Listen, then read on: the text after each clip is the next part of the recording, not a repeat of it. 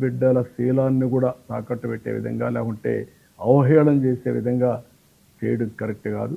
దీన్ని చాలా తీవ్రంగా ఖండిస్తున్నా, గర్హిస్తున్నా, హెచ్చరిస్తున్నా. మంచిది కాదని కూడా చెప్తున్నా. దానికి ఏ విధంగా చేయాలో మేము ఆలోచిస్తాం.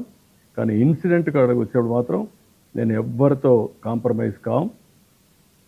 ఢిల్లీలో కూడా మేము మాట్లాడాం. సిఈఆర్టీ ఉంది, కంప్యూటర్ ఇంజనీరింగ్ రెస్పాన్స్ టీమ్.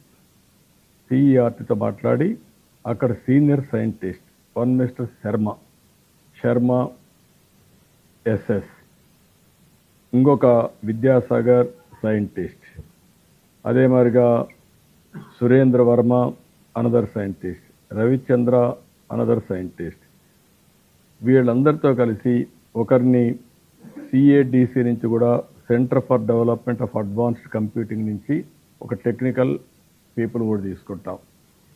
అదే మాదిరిగా పోలీసుని కూడా 1 or 2 ఇన్వెస్టిగేషన్ ఆఫీసర్లు పెడతాం, అక్కడ లోకల్ వాళ్ళు కాకుండా బయట వాడిని.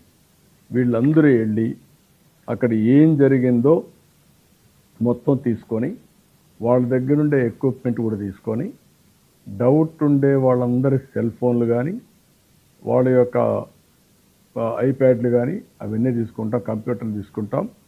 మొత్తం అనలైజ్ చేసి వాస్తవాలు ఉంటే ఎవడు ఇన్వాల్వ్ అయినా వదిలిపెట్టాం, వాస్తవాలను బయట చేసుకొస్తాం.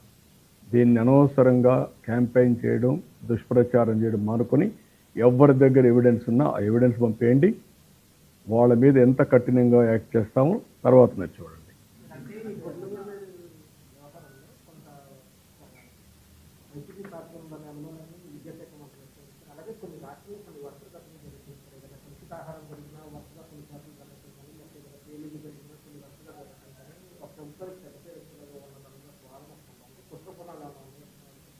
నేను అది కూడా రూల్ అవుట్ చేయడం లేదు.